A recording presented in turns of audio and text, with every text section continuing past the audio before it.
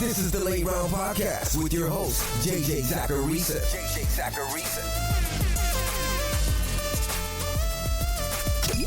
What's up, everyone? It's JJ Zacharisa, and this is episode 862 of the Late Round Fantasy Football Podcast.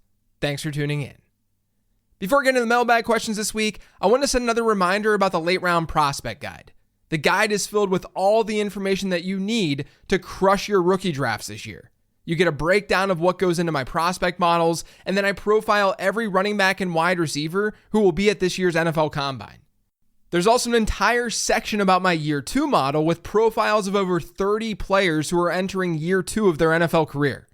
So I'll help you out with what to do with players like Zay Flowers or Jackson Smith-Njigba. The guide is available for pre-order right now over on lateround.com. So check it out. That's lateround.com.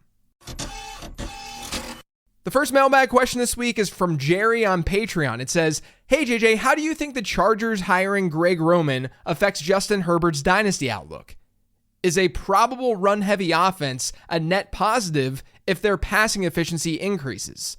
How do we weigh efficiency versus raw volume for pocket passers?" Yeah, so look, on the volume front, this is not a good thing for Justin Herbert. It's easy to overstate the impact of passing volume on a weekly basis in fantasy football. I will say that. But generally speaking, I'd still rather have my quarterback throw it around 50 times per game than 25 times per game. Volume matters a lot more at wide receiver and running back since most quarterbacks are getting 25, 30 pass attempts per game. But I'd still rather have a quarterback get like 55 pass attempts per game. And we know that Greg Roman, as you noted, comes with a run-heavy offense. And that's a little bit scary for Justin Herbert. Roman's been an offensive coordinator for 3 NFL teams. He was one from 2011 to 2014 with the 49ers. He then was with Buffalo in 2015 before being fired early in 2016. And then he was Baltimore's OC from 2019 to 2022. That's basically 9 years that we can go back, look at, and analyze. During that time frame, Roman's offenses never ranked higher than 23rd in overall pass rate. They were over 27th just once, and they finished in the bottom 3 in pass rate in 7 of 9 seasons. Some of his teams were good, so game script dictated some of that. But even when you just look at his offense's pass rates when games were within 6 points, his neutral script pass rates, we're looking at a pretty similar story. His highest rank in neutral script pass rate was 21st. He ranked higher than 27th just twice. His average rank in neutral script pass rate through the years, 28th. In other words, his offenses averaged being the 5th run heaviest team in football. Combine that with Jim Harbaugh, and yes, the Chargers are going to want to establish the run. Now, can Justin Herbert be more efficient? Of course. Lamar Jackson won an MVP with Greg Roman as his offensive coordinator. Now, I know he's going to win another one this year, at least it seems like he's going to, without Greg Roman, the first year without Greg Roman, but even still, he got an MVP with Roman as his offensive coordinator. It's possible for a quarterback to be efficient under Greg Roman. I think the better cases are with what Greg Roman did with Colin Kaepernick and Tyrod Taylor. Is it Tyrod or Tyrod? I don't even know these days. Taylor had the best season of his entire career under Greg Roman in 2015. Colin Kaepernick, he thrived under Roman. So yeah, it's a very run-heavy offense, but it's one that's generally been fine for quarterbacks in that offense. He's gotten at least something out of his passers, and a main reason for that is because Roman's offenses push the ball down the field, and that's where I think this could really impact Justin Herbert. In 2012 and 2013, Colin Kaepernick had average depth of targets above 10 yards. Those were the highest marks of his career. Taylor in 2015 had an ADOT of 10.7. During seasons where he threw the ball 300 or more times, that was also the highest mark of his career. Now, Lamar Jackson had a pretty similar ADOT with and without Greg Roman. But in 2023, his only season without Roman, he also had far better weapons to throw to. Throughout Justin Herbert's career, he hasn't been a high average depth of target thrower. It's been a critique that many have had of Justin Herbert. He's been above an 8 ADOT just once, and it came this past year. And for the record, his ADOT of 8.3 in 2023, it's still ranked just 19th in the NFL. That's where I think we could see improvement for Herbert. So if the overall market is about to shift dramatically with Justin Herbert, which I think might happen, then I may lean in the opposite direction because Herbert might finally have a shot to finally unlock the deep ball. And that might offset the lack of volume in that offense. And let's face it, guys, if you're comparing all this to 2023, Herbert wasn't that great in 2023.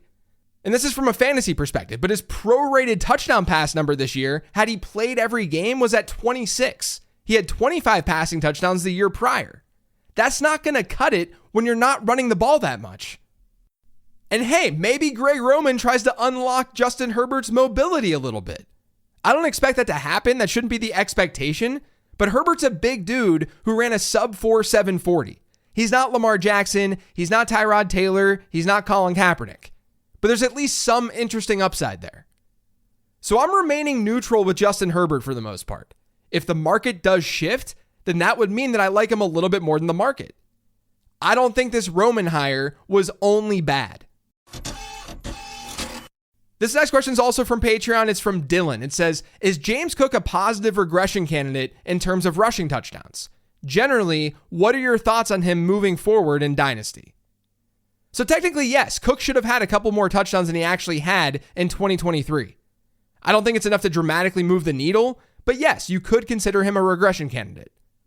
My thoughts on him in Dynasty is that I think he'll be around for a decent number of years, at least for a running back. But it goes back to what I talked about earlier this week with smaller backs. I don't foresee James Cook ever being a true bell cow back. And when I say true bell cow, I'm not talking about how he was being used when they made the coordinator switch in Buffalo this year. I mean like the elite usage that we see from a guy like Saquon Barkley. But James Cook has now seen more than 70% of his team's running back rushes in just 5 games over his 2-year career. He was getting more work down the stretch this past year. But when it comes to backfield share, that backfield share wasn't dramatically changing on the ground. Buffalo in general just became more run heavy. Now he was being used more as a receiver, which is the key that unlocks everything for James Cook and for running backs in general.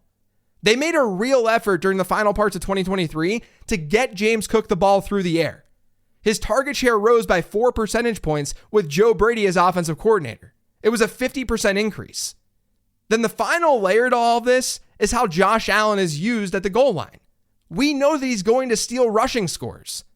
That's going to cap Cook's upside as long as he's in Buffalo. So he's an RB2. There's nothing wrong with that. He's not a buy and he's not a sell in my opinion.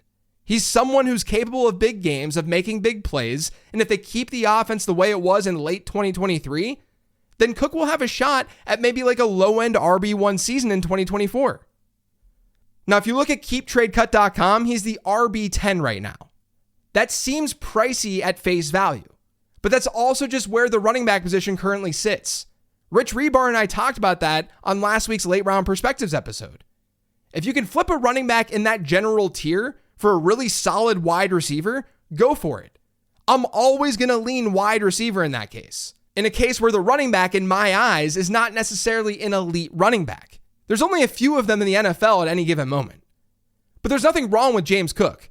I think within his position, he's priced about where he should be priced. This next question is an email. It says, "Hi JJ. First of all, thanks for all the great advice in 2023. Nice to still have some episodes during the off season and already looking forward to the prospect guide. Thanks.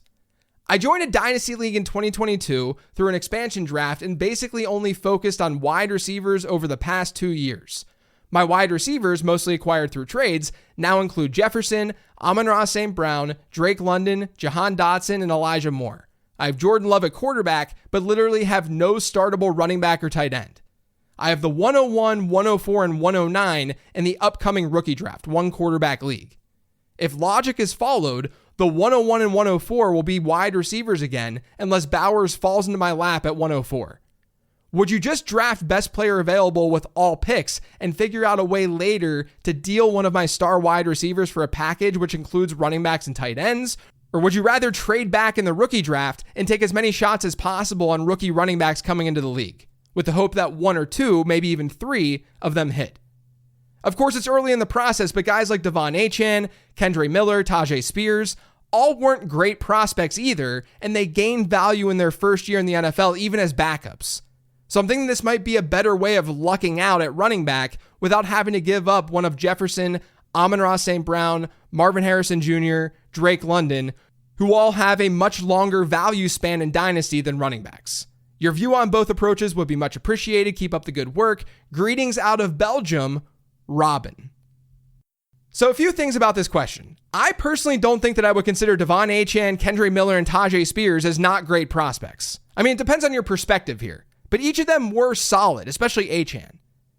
Second, I think it's important to not have selection bias when you're going back and looking at historical rookie drafts.